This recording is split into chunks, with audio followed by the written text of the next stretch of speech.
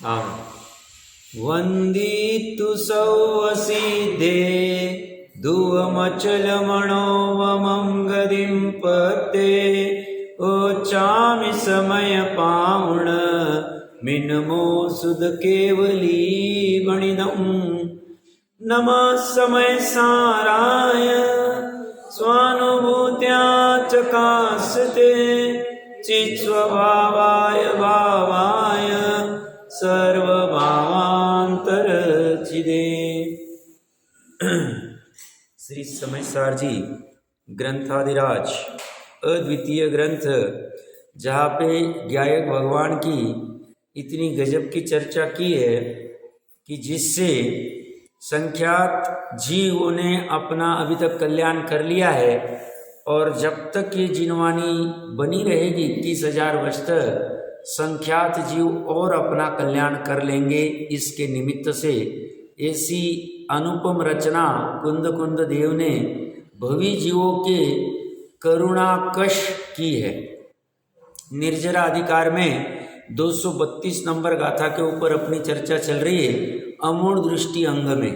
वहाँ पे आचार्य देव कह रहे हैं कि यह सर्व भावों में अमूढ़ होता है। और सर्व भाव क्या होते हैं, कल हमने बहुत संक्षेप में चर्चा की। इसका पेटारा बहुत बड़ा है। सर्व भाव में प्रयोजन परक यथार्थ रूप में अमूढ़ रहता है। प्रयोजन परक मतलब अपना प्रयोजन क्या है, तो सुखी होना है।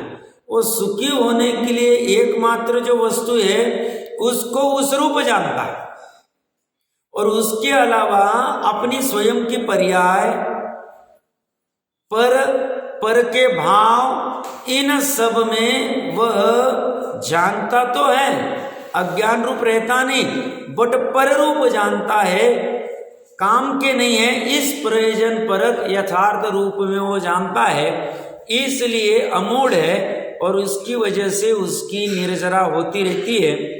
भावार्थ जयचंद जी साहब कह रहे 447 नंबर पेज, सम्यक दृष्टि समस्त पदार्थों के स्वरूप को यथार्थ जानता है।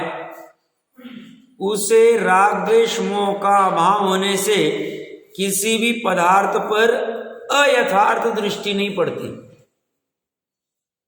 पर के ऊपर मोह की वजह से अयथार्थ दृष्टि पड़ रही थी अज्ञान अवस्था में।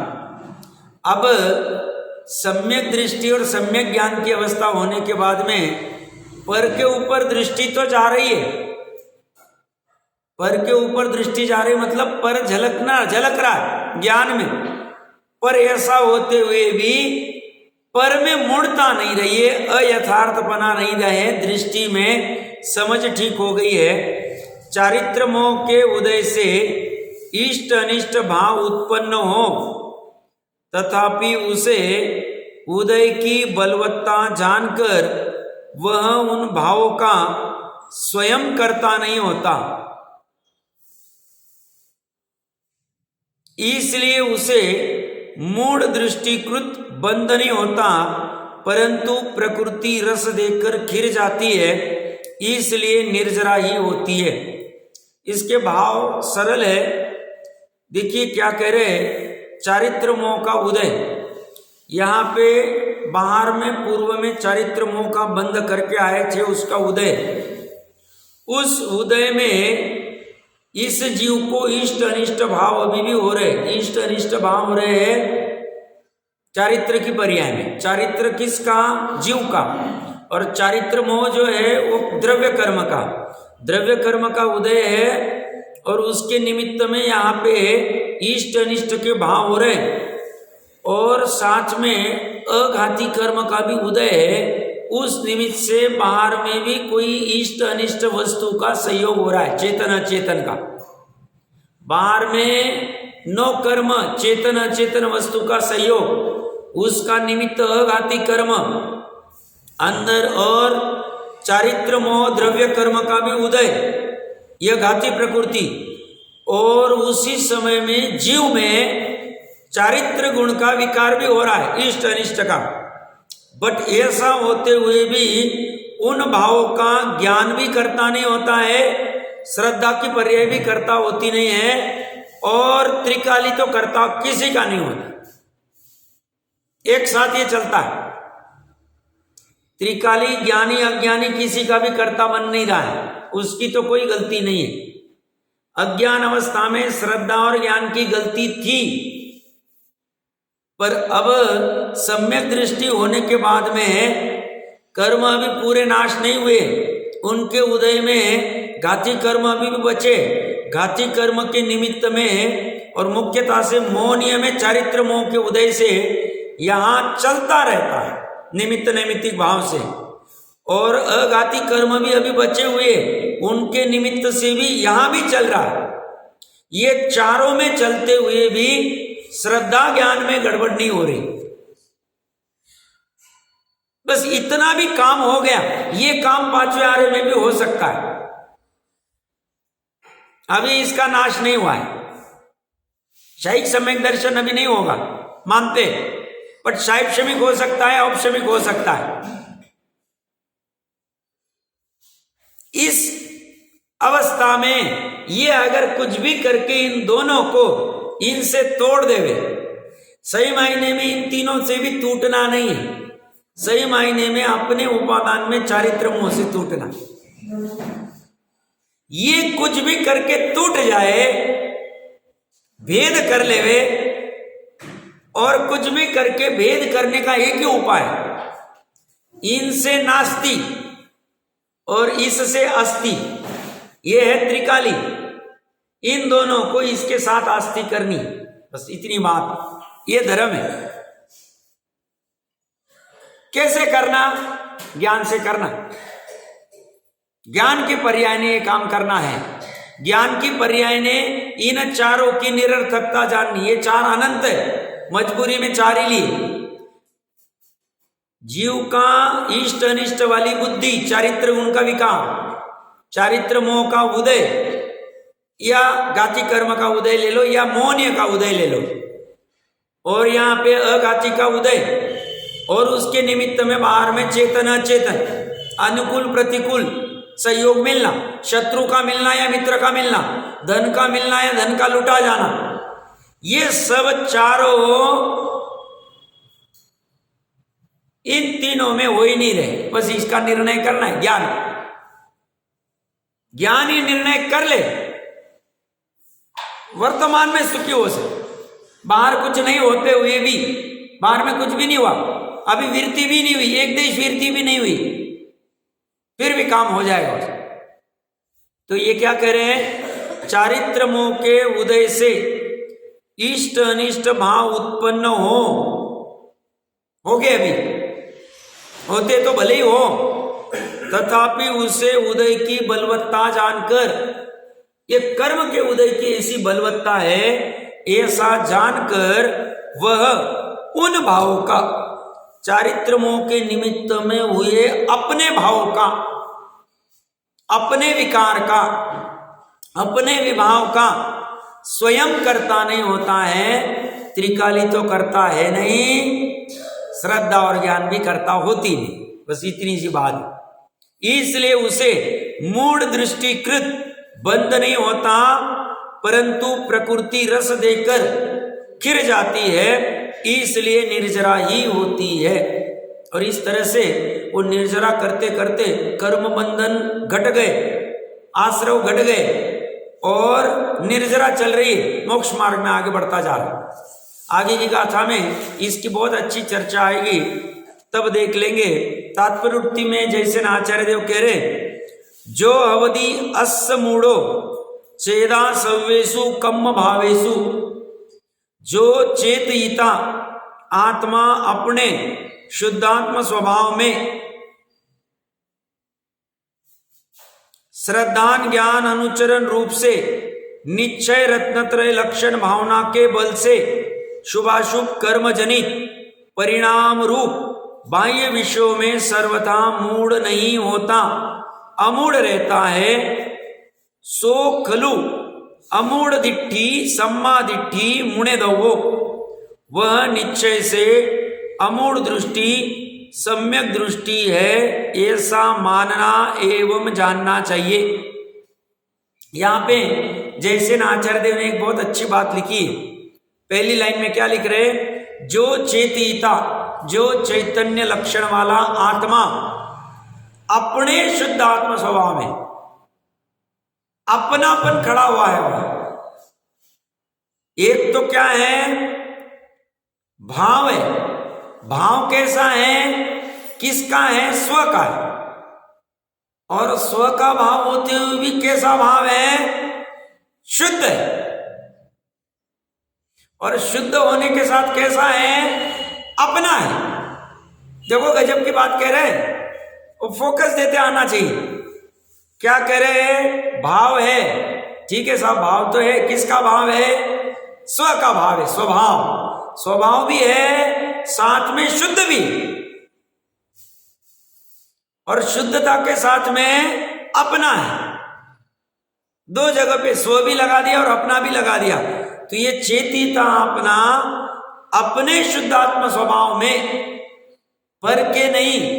कितना इजी धर्म है कि भगवान ने धर्म कितना गजब का बताया। ये कहते तुम अपने शुद्धात्म भावना में श्रद्धान करोगे, ज्ञान करोगे, अनुचरण करोगे, तुम्हारा धर्म हो गया, तुम्हारा मोक्ष मार्ग में गमन हो गया। तुम्हें मोक्ष जाने से कोई रोक नहीं सकता। और ये वाला धर्म नहीं हुआ। क्या कह रहे, चार शब्द है, चार क्या 5-6 शब्द होंगे। क्या कह रहे, अपने शुद्धात्म स्वभाव में श्रद्धान, ज्ञान, अनुचरण, 5-6 शब्द है। ये 5-6 शब्द वाला अगर धर्म नहीं हुआ तो ज्ञानी कहते हैं धर्म के नाम पे तुम 363 मत में जो कोई क्रियाकांड होती, हिमालय आदि में करोत लेना, ये करना, वो करना, सब कुछ, और सच्चे धर्म के नाम पर, सच्चे धर्म के नाम पर जो कोई दान होता है, जो कोई व्रत होते, जो कोई भक्ति होती, जो कोई तप होता है, जो कुछ पूजन होता है, जो कुछ विधान होता है, वो सब भी अकार्यकारी।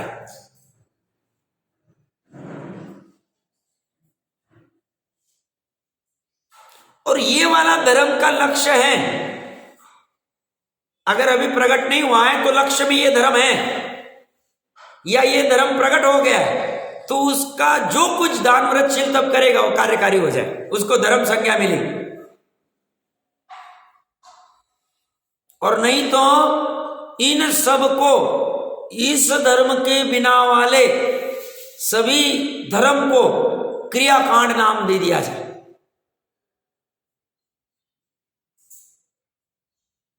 स्टेटमेंट बड़ी, बाकी का सब उखड़ जाएगा ये धर्म के बिना वाला। क्योंकि निश्चय धर्म, निश्चय धर्म कितना सरल, या कोई तीसरी चीज की आवश्यकता नहीं, या काया की आवश्यकता नहीं, यहां वचन की आवश्यकता नहीं, यहां द्रव्य मन जो बाहर तरफ जा रहा है विकल्प नहीं, उसकी भी आवश्यकता नहीं।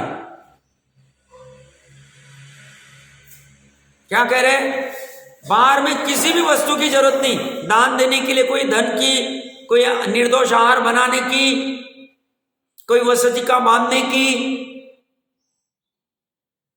कोई शास्त्र आदि के ज्ञान दान देने की, शास्त्र की किसी की आवश्यकता नहीं है ये धर्म करने।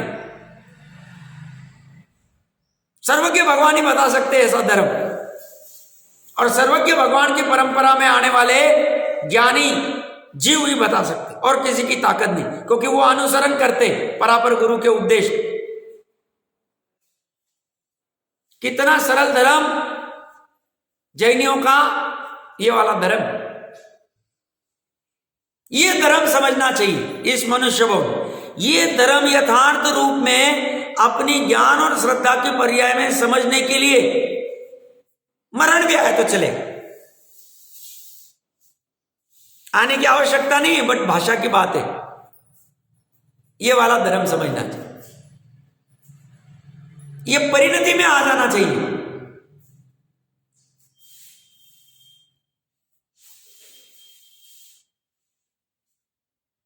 और ये वाला धर्म लक्ष्य में नहीं है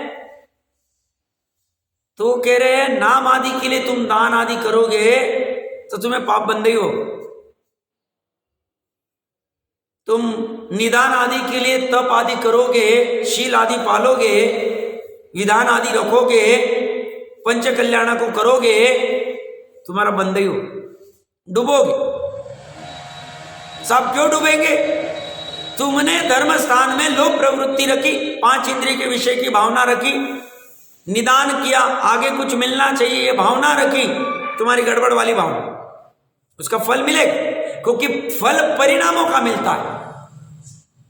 परिणाम तुम्हारे खराब हो गए। तुम्हारे परिणाम कहां होने चाहिए? किस तरह से मैं इस बंधन से मुक्त हो जाऊं और किस तरह से निर्बंध वस्तु को मैं प्राप्त कर लूं। जो निर्बंध है, निर्दोष है, निष्कर्म है, निर्मोह है, अचल है, ऐसी वस्तु को, ऐसे परमात्मा को, ऐसे भगवान को मैं कुछ भी करके कैसे प्राप्त करूं, ऐसी तुम्हारी भावना होनी चाहिए थी। वहां तो जो करते वो करो, लौकिक में हमें कुछ लेना नहीं, बट धर्म स्थान में तुमने इस भावना से करना चाहिए था और तुम क्या कर गए? तुमने स्वरूप समझा नहीं, निश्चय व्यवहार का कथन पकड़ा नहीं, निश्चय धर्म को खींचा नहीं, तो ये भूल हो गई। भूतकाल में जो हो गई, जो हो गई, अब वर्तमान काल में और भविष्य काल में ये भूत नहीं होनी चाहिए। और भूतकाल की भूल का प्रायश्चित्त करना चाहिए, मन में खेद होना चाहिए, ये हमने क्या कर दिया, ये तो करने योग्य था ही नहीं।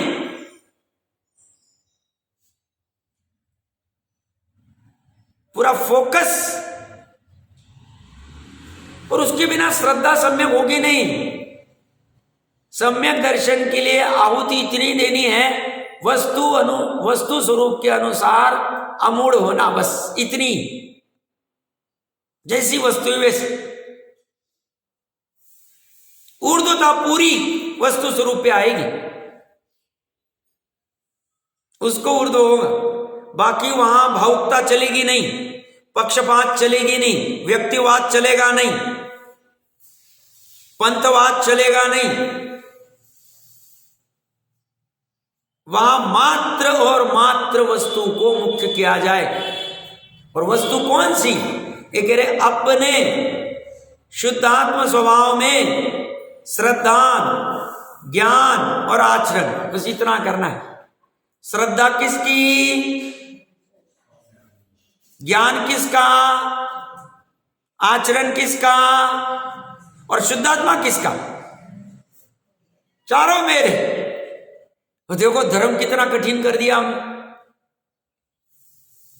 बिना पैसे के ना हींग लगे ना फिटकरी, और चोखा ही चोखा, ऐसा धर्म दिया। क्या दिया इन्होंने हमें क्यों महिमा आती इनकी? इन्होंने ऐसा धर्म हमें बताया कि भाई तेरा धर्म तेरे पास है, बस तुझे लेते आना चाहिए।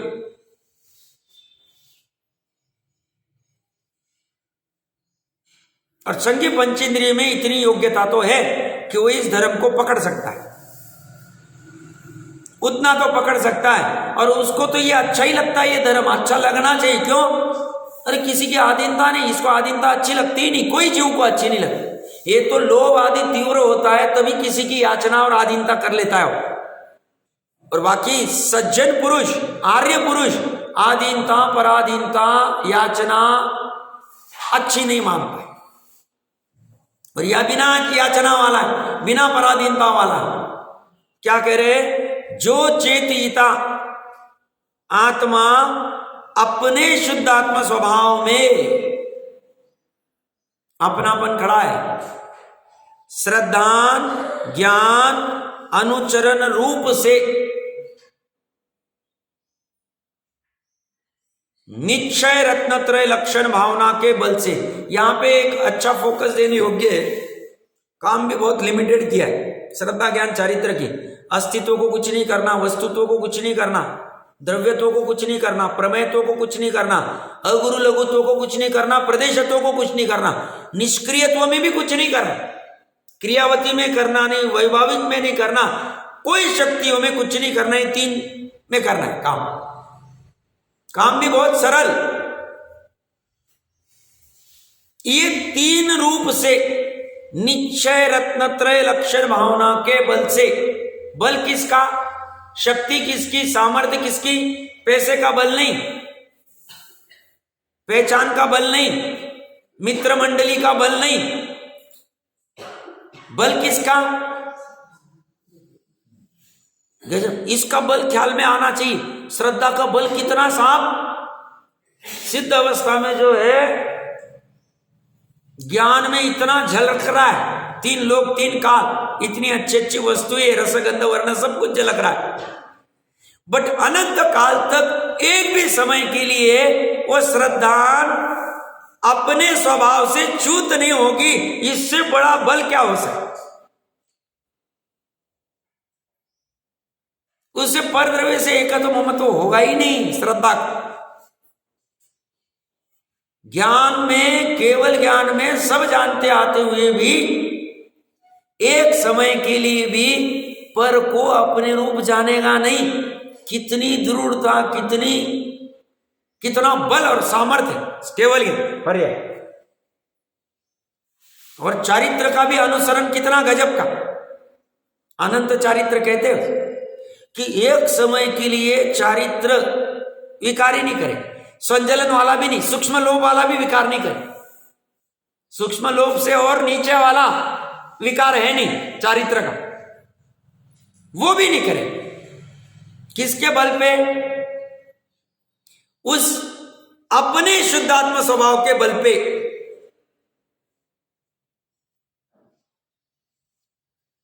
कैसी वस्तु होगी वो, जब एक रत्न है अनमोल, तो रत्नाकर कैसा होगा, शुद्धात्मा कैसा होगा, कल्पना नहीं कर सकते। और इसीलिए एक लक्ष्य और एक पक्ष, एक पक्ष किसका लेना, ये पक्ष तो शुद्धात्मा का पक्ष लेना। लक्ष्य में और पक्ष में एक ही पड़े, ये रात दिन चले और रात दिन घुटेगा। ये बोर होने वाली जैसी वस्तु नहीं, इसका बल कल्पना नहीं कर सकते हैं।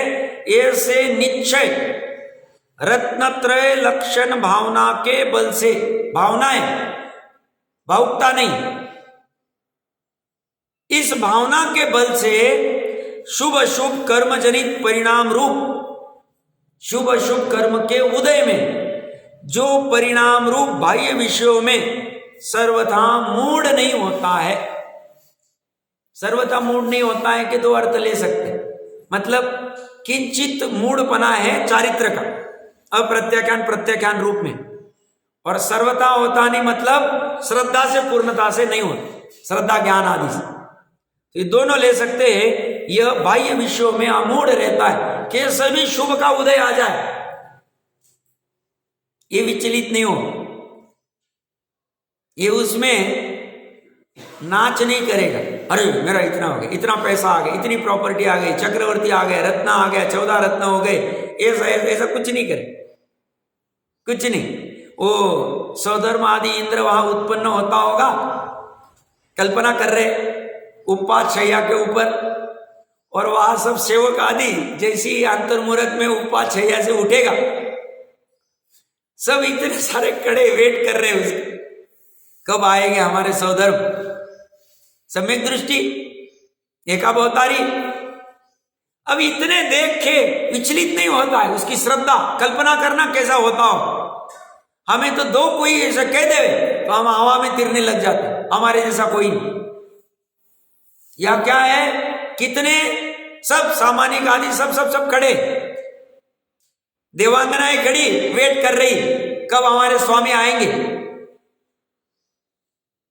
सची रानी भी खड़ी पहले से ही, ऐसा नहीं कि वो उत्पन्न होता और फिर सची उत्पन्न होता। ये सब होते हुए भी श्रद्धा का बल कितना, उसके ज्ञान का बल कितना। श्रुत केवली नहीं हो, उपचार से कोई कहे तो कहे, क्योंकि 10 पुरोधारी से ऊपर मुनि राजी होते, कल चर्चा चल रही थी, क्योंकि धौला जी में 10 पुरोधारी को नमस्कार किया तो 12 अंग उपलक्षण से कहेंगे। तो जितना ज्ञान है उतना ज्ञान का बल कितना कि इन सेवकों आदि को, इस वैभव को अपना जानते नहीं, अपना मानते नहीं, उसमें मूड नहीं होते, उसमें लीन नहीं होते। कितनी ताकत। और हमारी 2 रुपए की वस्तु में कोई टच कर देवे, कोई लेके जावे, वापस लाए नहीं, ऊपर नीचे ऊपर नीचे ऊपर नीचे होता, अटक गया, उपयोग अटक गया। उपयोग अटकाया किसने? उसको निकालेगा कौन?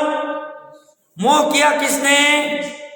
मोह को निकालेगा वही, दूसरा कोई तोड़ नहीं सकता, किसी की सामर्थ्य ही नहीं। क्यों? मोह की पर्याय मेरी और निर्मोही होना ही मुझे समझ पूर्वक हो सकता। तो ये क्या कह रहे हैं? ये बाह्य विषयों में सर्वथा मूड नहीं होता है। और दूसरी तरफ ये तो ले लिया ऊपर वाला, और नारकी का ले लो, 7वीं नरक का ले लो, या शायद सम्यक दृष्टि लेना है तो पहले नरक का ले लो।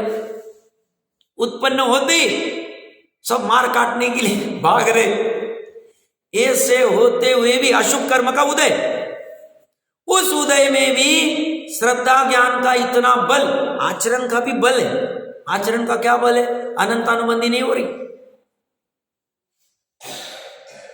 अनंतानुबंधी की क्वालिटी नहीं, वहां वह क्वालिटी अलग है।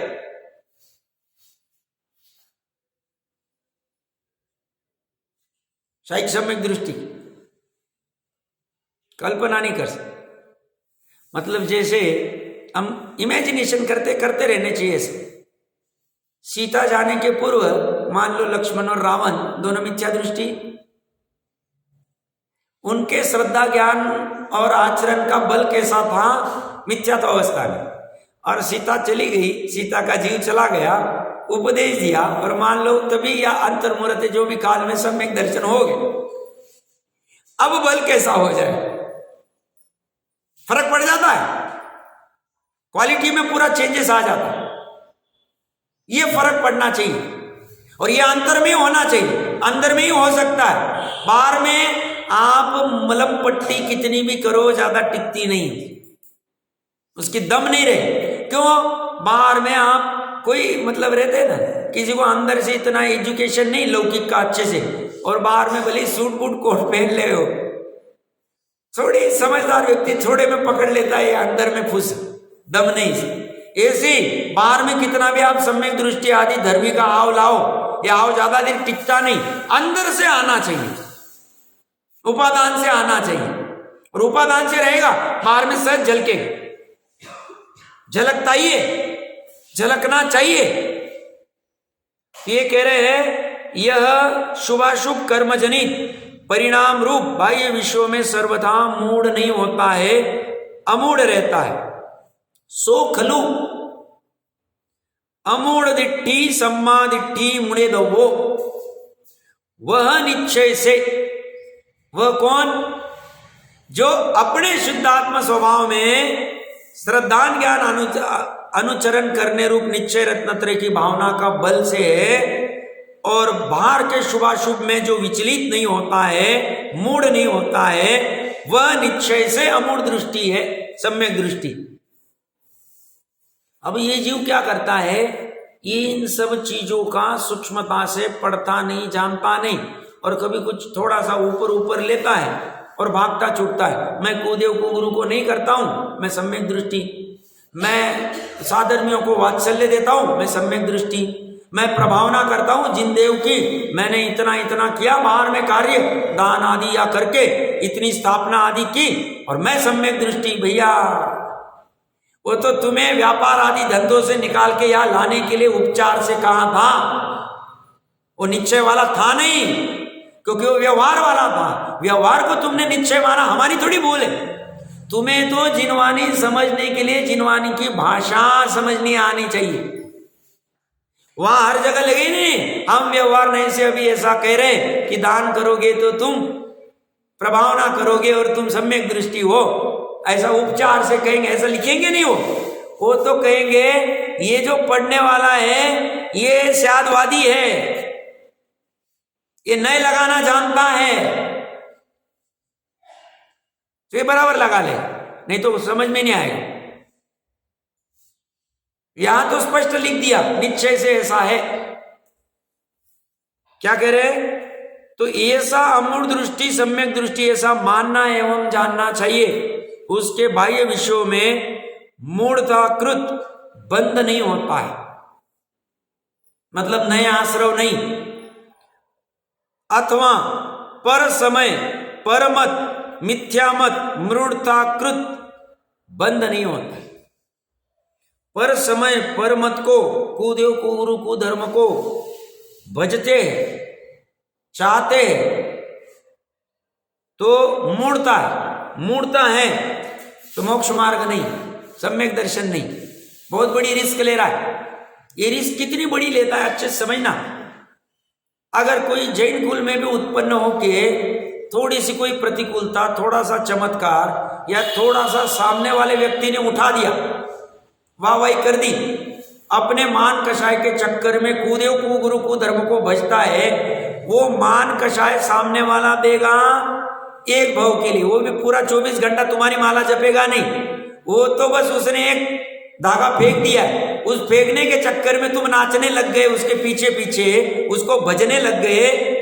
तुमने कितनी बड़ी रिस्क ली। वो तो मिलेगी टेम्पररी काल के लिए, क्षणिक वाली, पर्याय वाली, एक भाव भी पूरी मिलती नहीं है। उसके चक्कर में तुमने कुदेव कुगुरु कुधर्म का सेवन किया, सच्चे धर्म को तुमने ठुकरा दिया, तुमने बहुत बड़ा रिस्क ले लिया, तुमने अपना अनंत संसार बढ़ा लिया।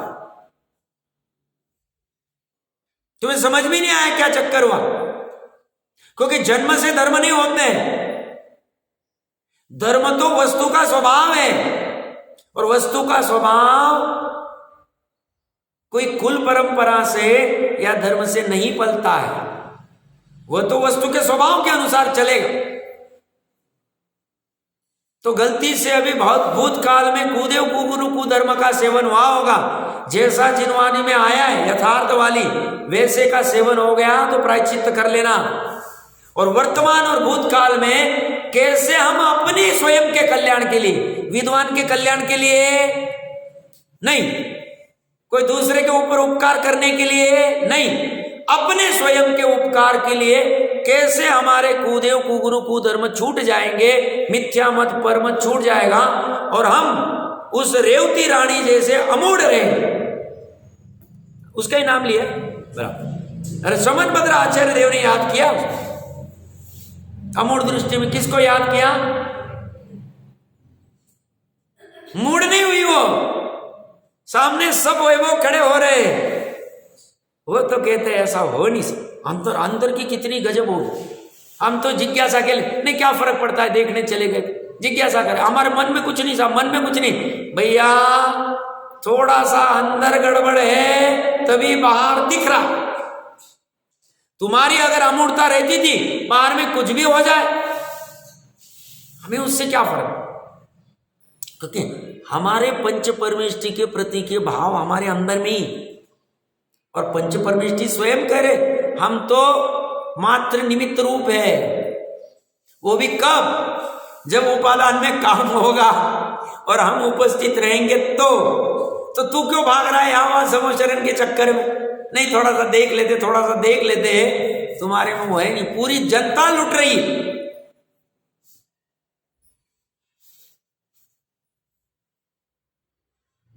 अब हमने इस गाथा से क्या लेना, क्योंकि हम बनिया है, हर समय देखना हम कितने पानी में, ये देखना, और पानी में होंगे तो खुले मन से एग्री कर लेना, एक अपने लिए, दूसरे को नहीं बताना, कोई चक्कर नहीं।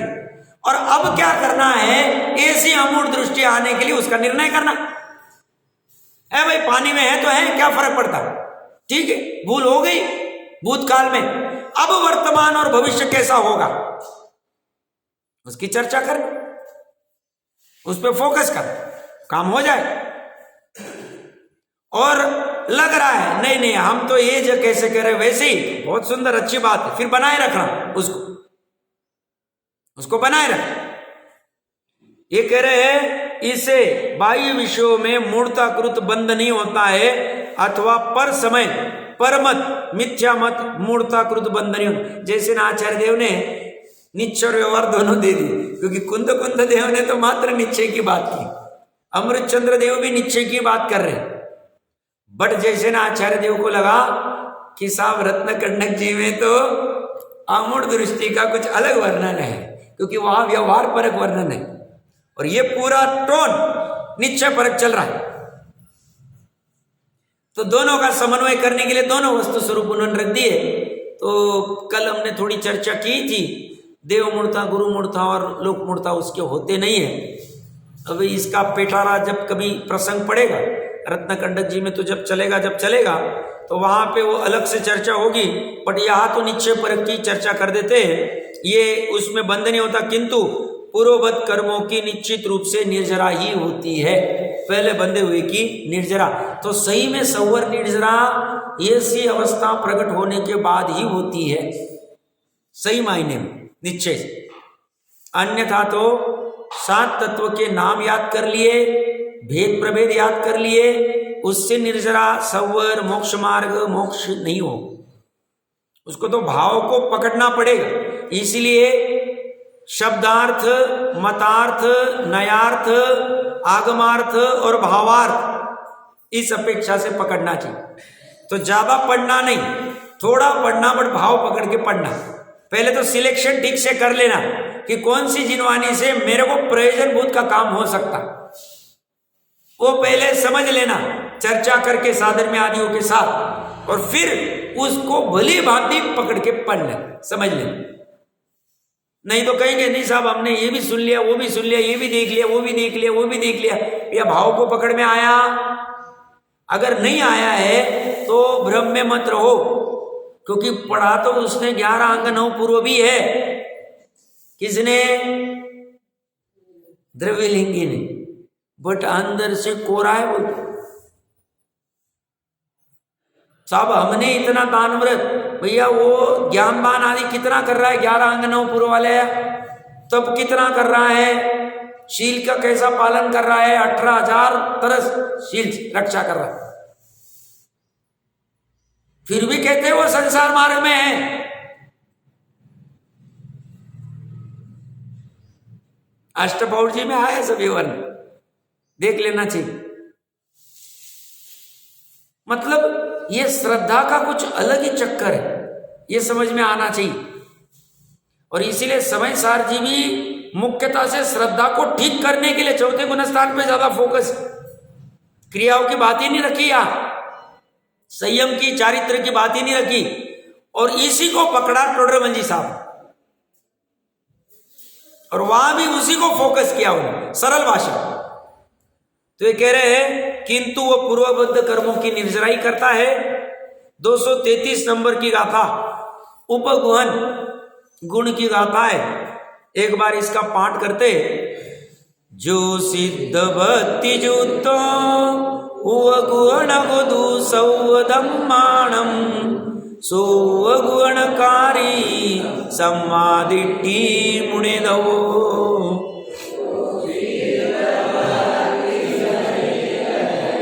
ओपण करे सब धर्म का मूर्ति भगवान कर सम्यक त्वदृष्टि जानना।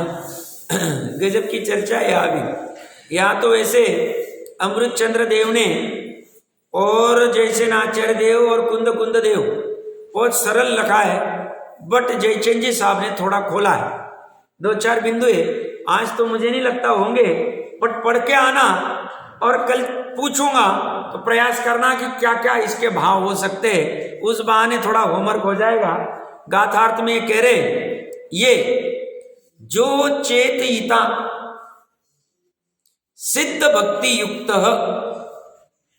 सिद्धों की शुद्धात्मा की भक्ति से युक्त है,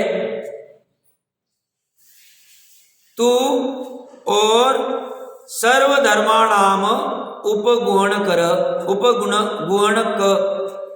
पर वस्तुओं के सर्वधर्मों को गोपने वाला है।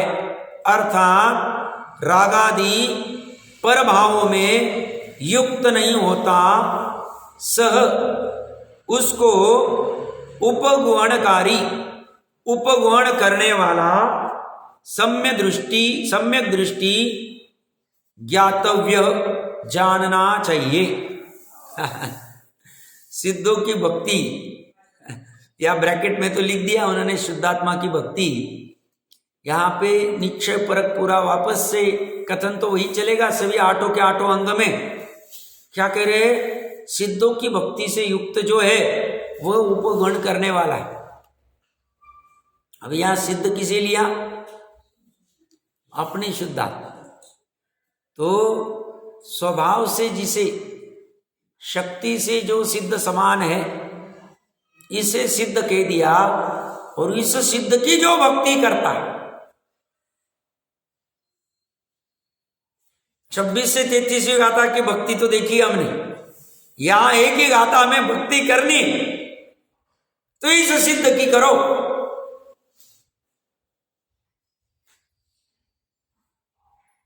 ये जो साक्षात सिद्ध वर्तमान में विराजमान है, कहां, हाड़ मास के देह देवल में, अब भी वर्तमान में अवेलेबल। और ये कौन बता रहा है, जिनका भगवान महावीर गौतम गंधर के बाद नाम लिया जाते, कुंद कुंदार्यो, वो बोल रहे कि जो सिद्ध भक्ति से युक्त है वो सम्यक दृष्टि, और सिद्ध भक्ति अपने स्वयं के स्वभाव को वो सिद्ध कह रहे हो।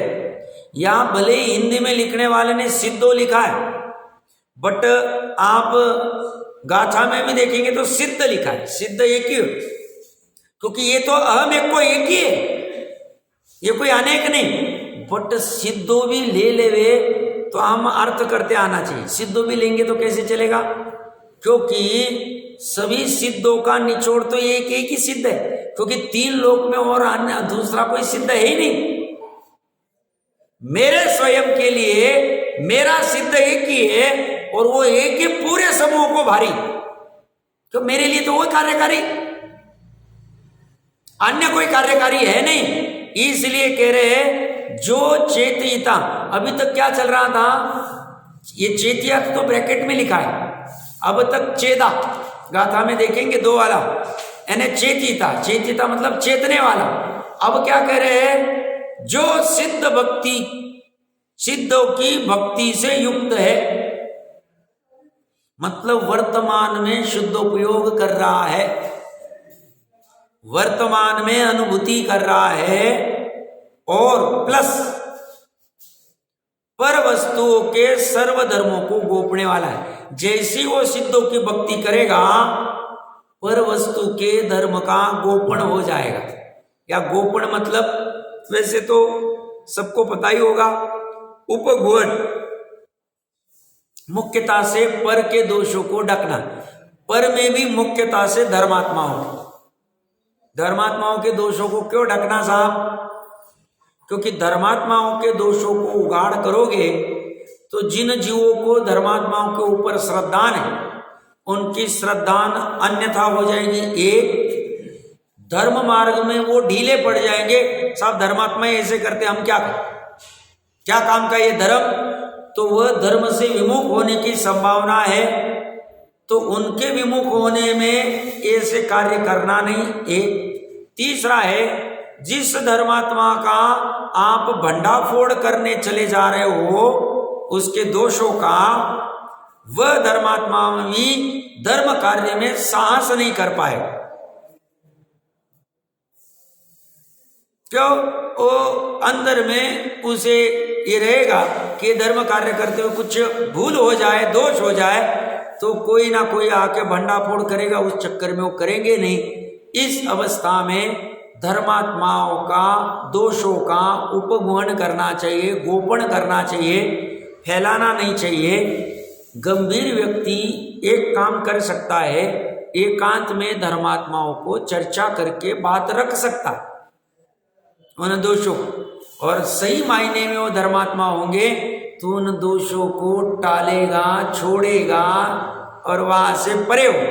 और कहने के बाद भी नहीं हो रहा है तो फिर तो धर्मात्मा पढ़ा रहा ही नहीं, क्योंकि धर्मात्मा क्या है, क्योंकि टोडरमल साहब ने वहां लिखा था गोमट सार जी की गाथा का उद्धरण करके, नंबर याद नहीं आ रहा है, मोक्ष मार्ग प्रकाशक जी में, कि अजानमान गुरु के नियोग से कोई कुछ वस्तु को अन्यथा भी मान ले तो भी सम्यक दृष्टि, बट परंतु कहने के बाद अगर फिर भी नहीं मानता है तो मिथ्यात्व में आ जाए। ऐसे ही इनको अगर हमने यथार्थ दोष बता दिए एकांत में और फिर भी ये दोषों को छोड़ नहीं रहे तो फिर गड़बड़ है कुछ, फिर धर्मात्मा बना नहीं, क्योंकि धर्मात्मा रहेगा इमीडिएटली पॉजिटिव लेगा। सबसे पहली स्टेप उसकी वो होती, हाँ साहब गलत को गलत कहने की, हाँ साहब हम गलत है, ये हमारी कमजोरी है, हम इसको दूर करने का प्रयास करेंगे, इमीडिएटली उसका वो फर्स्ट स्टेप आ जाए। और ये स्टेप नहीं आ रही, आगे का डेवलपमेंट नहीं हो, छूटेगा ही नहीं। जिसे भी धर्म कार्य में आगे बढ़ना है पहले अपनी गलती को एक्सेप्ट करना पड़े, जो गलत है किसके अनुसार, जिनवानी के अनुसार गलत है कि मोह राग द्वेषी गलत बोले, हाँ हमें ये कमजोरी है तो उसको दूर करने का उपाय कर सकता है। इसलिए पहली स्टेप में मान्यता, तो वो अगर सही धर्मात्मा होगा तो मान लेगा और उस दोष को दूर करेगा, बाकी वो बाहर चल पल और उस चक्कर में पड़ता नहीं है। अभी गोपने वाला मतलब अन्य धर्मों को, वस्तुओं के सर्वधर्मों, या भी वापस सर्वधर्म की बात आ गई, सर्वधर्माणाम, उन धर्मों को गोपन करता है। कैसे गोपन करता है, इसके परिणति में कैसे होता है, एक को मुख्य करके बाकी कैसे कैसे गौण होते, क्या गौण होते, इसकी थोड़ी चर्चा करते विस्तार से। अब पढ़ के आना।